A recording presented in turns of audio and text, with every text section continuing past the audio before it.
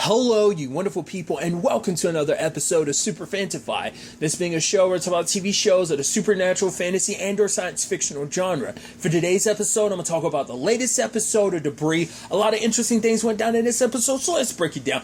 First and foremost, that opening. You feel so bad for that dude. What's his name? Kelso? He got it hard. It's like all those like debris pieces are rumbling. Because at first he's like, looking, saying like authorization. I guess it was like maybe he was checking all those pieces of debris. Because we don't know, like, I don't know what, I would assume it had something to do with Maddox's piece. That's what I'm wondering too, like him potentially taking that piece out. Did that set all this emotion? Like, what was the defining piece that set all this emotion? Because they never actually found out what it was. Maybe it was just the timing of like this needed to happen now because of what's to come. I don't know. Homedew got it hard. It went through his head like a freaking bullet, and it's just like. And later on, they show you like just they're like, oh yeah, like here's a giant hole in his head, and it's like, oh, you can see from the back of his head through the front. I'm like, that's hardcore, dude. I thought that poor bastard got. He literally popped up, I think, last episode, and this episode he got it so hard like that. I was like, oh man, just killing off a random character like that. But essentially, Finola and Brian meet up with George as George kind of finally explains and remembers what the piece of debris that they're looking for is. It's a piece of debris that will let them find every piece of debris around the world and make their locations known. So hence why this piece of debris is so important, because if Influx can get their hands on this, they essentially have access to every piece of debris. It's actually kind of interesting to me. You actually think about the fact is of what kind of got brought up last episode about every piece of debris being connected. I mean, I'm overthinking it, but it's just such an interesting thing for this debris to let you know where every other piece of debris is, and it's almost seemed like they're naturally drawn to each other, and they, anyway, so it's interesting knowing that there's, I guess this piece of debris is more like the navigation unit, I guess. I don't know. Okay, that's what I'm just wondering, like, why this very specific piece of debris. I guess maybe it's like this is the thing that holds the ship together, this acts as the ship's core that keeps all the metal pieces in place. I don't know. I mean, they naturally have that magnetism where they all come together and fit like a puzzle. Anyway, hence why when we see the ship and everything, at least what's kind of being rebuilt of it. So it's like, why does this specific piece of debris do this specific feature? Like I said, not unless it's just a natural GPS, but like, I guess it acts as a natural GPS for the entire ship, like in case you'd have this device in piece and it would lead you to the rest of the ship if you didn't know where it was. It's just interesting to think like why it serves such a very specific purpose in the grand scheme of every piece of debris, because each piece does a different thing, but it's like, it seems like it all kind of works in conjunction with each other, like as a full ship, it all kind of works to and fro, because it's like, because part of you wonders like, is some of the debris like just like, for example, like is some of that like weaponry that was on the ship, or was it just a natural part of the ship's infrastructure and it just happens to have this side effect on its own, but together with the rest of the ship it plays a very specific role. Just something kind of going through my head. I think that's kind of how they're kind of painting a picture of it, but it's just interesting to think about. So George is kind of using the satellites because basically this particular debris, it kind of warps the magnetic field around it. So obviously Finola kind of doesn't like the fact because her dad's kind of going off on his own, but for her it's like, I have to, even talking a little bit about, because interestingly enough, it's like, yeah, Ligari was apparently working on these calculations, this type of stuff, way before he ended up before George got him to join Orbital and everything, so. But nevertheless, obviously Brian and Finola get called back to Orbital, so it's like, alright, let's get to work, trying to figure out this whole thing. Because at first, it's like, obviously they're trying to find, like, there's like 8 scientists in there, and it's like, okay, so where are they? The rest of the building has been evacuated. So by the time they go in there, they find some of the scientists leaning, like facing a wall, and it's like, all right, they're kind of in a trance. Find others working, and they're putting like pieces of debris in a line. And it's like, okay, what's up with that?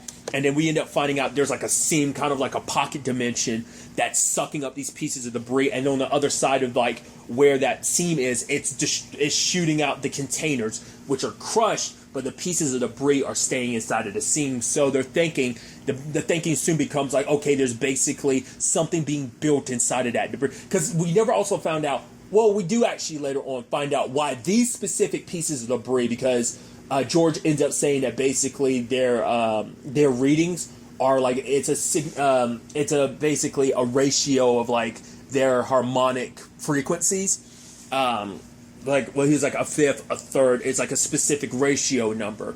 It's kind of what the numbers were kind of representing. So, but we never found out like what because they did actually kind of break it down, because they're like, at first they're like, what do these pieces of debris have? Like, these pieces of debris do this, these do this. So like there's no overlap in commonality. My initial thought was, are we going to find out that these actual pieces of debris that were being used were like some that Finola and Brian wrought? Like I was wondering if that ended up being the case, but it turned out not. Well, at the very least, it was never mentioned, and I feel like if that were the case, it would have been mentioned. But it's still not clear, other than the frequencies and stuff like that, why these very specific pieces of debris were necessary, like what functionality they served coming together in the scene. And obviously they're trying their best to keep all, like, you know, everyone that's kind of in this trance working towards this locked away, as they're trying to figure out, they're trying to like neutralize it, but no matter how much they do some adjusting and stuff like that, it doesn't work.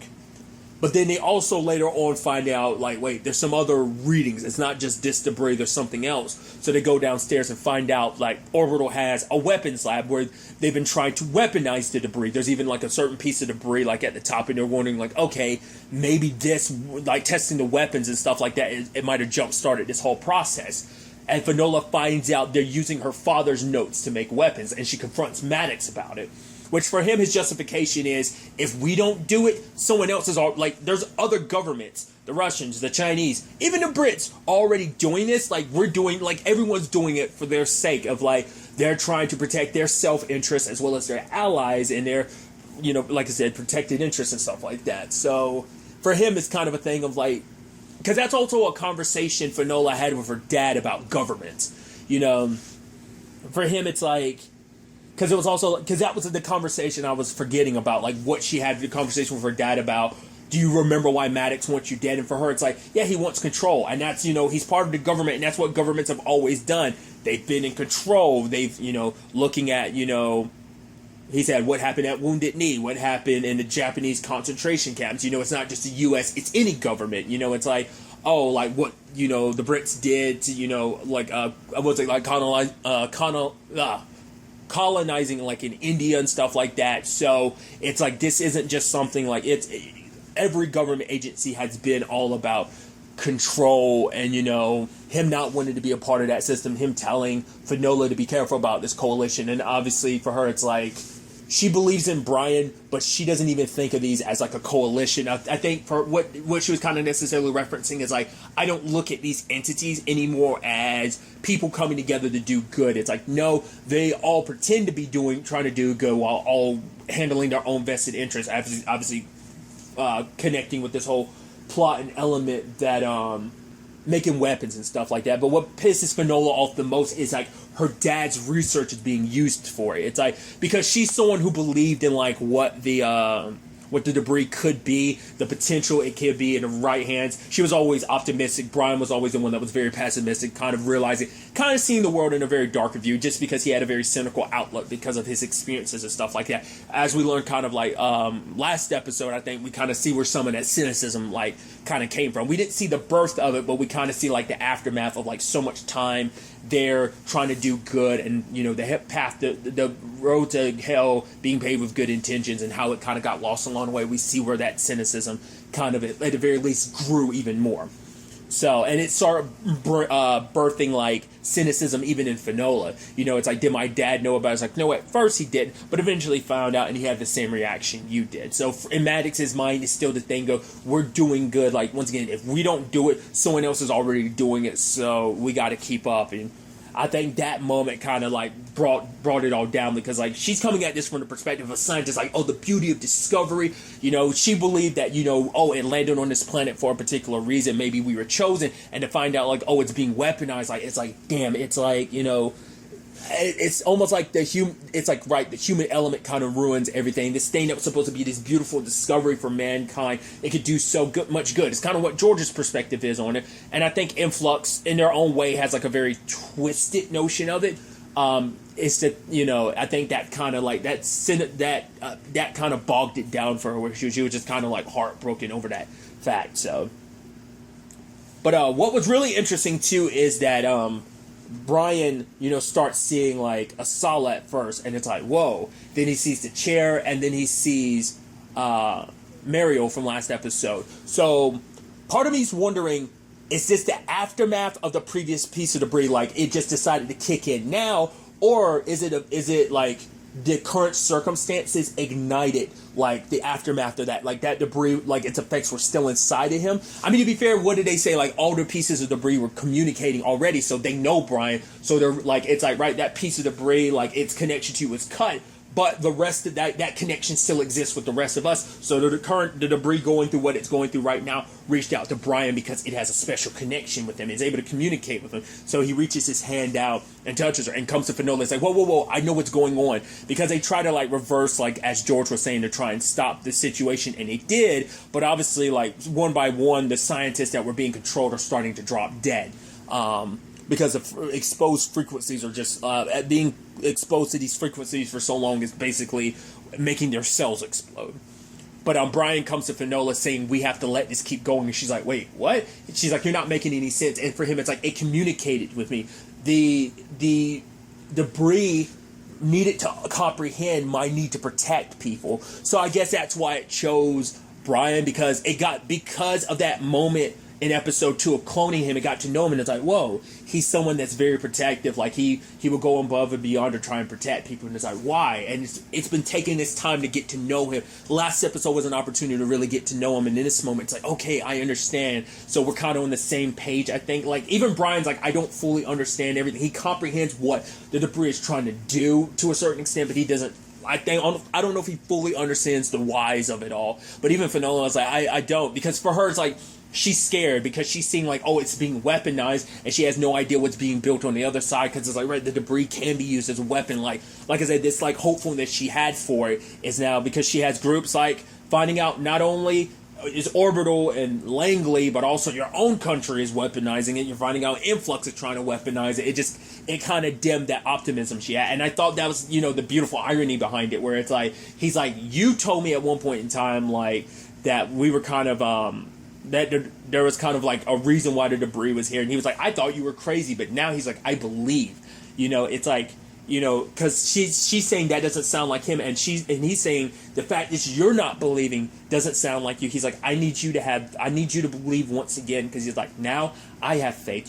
Faith is just kind of jumping at something you don't know, and that this is all beyond them. It's like, we don't completely understand this, but that's what having faith is kind of taking a leap of faith on something you don't understand, just kind of believing. So obviously they let the debris like eventually play out its process, and because I think it's also like she wants to believe in that, but also she believes in Brian. So I think it kind of comes together in that maybe that's also why it chose Brian too, because of his connection with Finola. Like maybe it's kind of a package deal thing, but ultimately the debris ends up like getting sucked in, and it's not the last piece they need is the one that's stuck in the ceiling, because Maddox was also saying that they weren't experimenting at the time, so whatever caused all this wasn't connected to any of the experiments, because nothing was being done at the time. And so that's why that piece of debris is there at the ceiling, because it was being pulled through, but it couldn't go all the way through. So they use another piece of debris to phase it through, and it goes through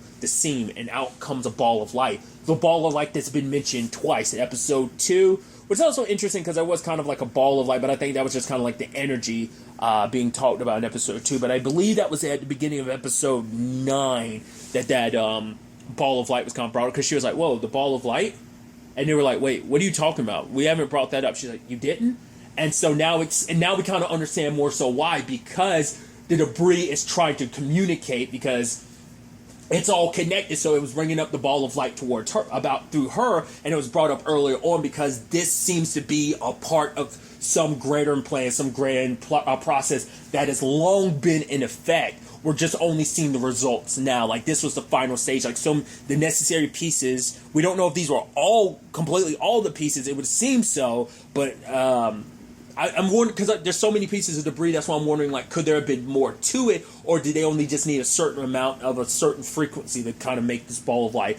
What it was and where it ends up going, no one has any idea, but it is just this beautiful thing that captivated everyone, because, like, everyone's like, looking at it, and just as it kind of like it doesn't disappear, it like flies off. And so at the end of it all, it turns out like all the scientists that were under control were released and everything. But even Finola's like, it was a beautiful sight, most beautiful thing she's seen. But like even she's like, I'm curious where it went.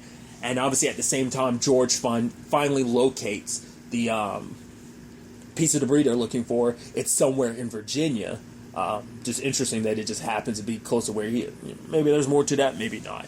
But so we've got that side of things. We've also got Maddox making a deal. Like, I guess that piece of debris he got last episode. I wonder, does George actually know why Maddox wants him dead and he's just not getting into it? I wonder if it has something to do with his son. Like, on some level. Maybe it's a situation where Maddox had an opportunity to help his son early on, but George interfered and, did something with a piece of debris that could have helped, and now Maddox finally has his hands on it again. Maybe it's something of that nature. Because Maddox is meeting up with that contact of his, and it's like, okay, I'm sure he's going to bring that specific piece of debris as an exchange, because I think for him it's still about helping his son. Maybe it's more to it. We still don't know a lot when it comes to the Maddox front. But another element to it this episode is Ansel. I keep saying Ansel. I keep forgetting that's its name, because they just refer to him as Ash, because I think that's his last name. Or either his name is like Ash, Ansel, or something like that. But essentially, he ended up breaking out of the prison because he ended up being like, oh, I'm sick. And when they examined his body, they found all these little pieces. I'm assuming, because I guess that's all, like, either it's like, maybe that's like kind of poison from like his body basically suffering like some form of radiation or some sickness from all the stuff that they do. Because it seems like it's straight up like metal or whatever it is, the pieces that they eat that kind of give themselves powers. Like, obviously we've seen like it has ramifications for their body, so I'm assuming like he's already sick and dying, so they believe in the cause so much that we're willing to sacrifice our bodies for it. So what he kind of uses that as an excuse, kills the guard, takes the keys, obviously for the handcuffs, he knows the code, and ends up shocking himself, because I guess it's like he can't, unless, I think you probably need a very like, it's constant, like those, because I was wondering if that was what the doctor had seen, but it could just be, no, because the doctor did say like, oh, he has something in his body, and I guess all that inside of his body, like every member of Influx has that. Maybe like the piece of metal or whatever they use is essentially like a key. Like maybe by swallowing it, they're able to, like, it's kind of like a pill, but it looked like a piece of metal, and I think like that kind of synchronizes with what they've implanted in their body. It's almost some like technological modification that hence allows them to teleport. Maybe there's more to it, maybe not. But he couldn't, I guess that acts as like a conductor, like it supercharges all the, like once it's in your system, it supercharges all the pieces in your body and lets you activate, because he had to like charge himself like with max power, because like I guess it needs like a jolt of energy to activate, and it ultimately did, and he was able to teleport. He ends up getting away and meeting up with the other dude. We haven't seen him in a couple episodes. Like the episode Ash got captured was the last time we saw him. But they end up finding out, it's like, oh, Otto let us know that George found the debris. So it's like, maybe they have like some kind of like connection to him, in a sense that like maybe it has something to do with his eye, like the piece of debris they sent through it, like maybe they replace his eye with like some artificial eye or something that allows them to track what he's doing, or maybe they've been tracking George's movements ever since he was captured. Like maybe that plays a role in it as well. But because I was like, how else would they know just when he ends up finding debris? So it's a race between Influx as well as everyone else, but more so specifically George, Finola, and Brian to get to this piece of debris. I'm so curious to see if there's still going to be aftermath effects of what Brian experienced this episode. Like, has he kind of been changed forever, or will we see him kind of slide back into normal? But Finola might have questions next episode. Maybe a lot of those questions get asked in between episodes that we don't get privy to those conversations. I'm curious. Next week's episode is the season finale, so it's going to be interesting to see ultimately how they wrap the season up, where all this goes. I avoided I've caught glimpses of the preview, but like I try to avoid as much as possible because I want to kind of experience everything firsthand when I watch the episode. So I am so curious to ultimately see how this ultimately all ends up playing out. But really, that's all I want to talk about. Until the next time we meet, be happy, be safe, live life to the fullest, and enjoy it. Good day and goodbye.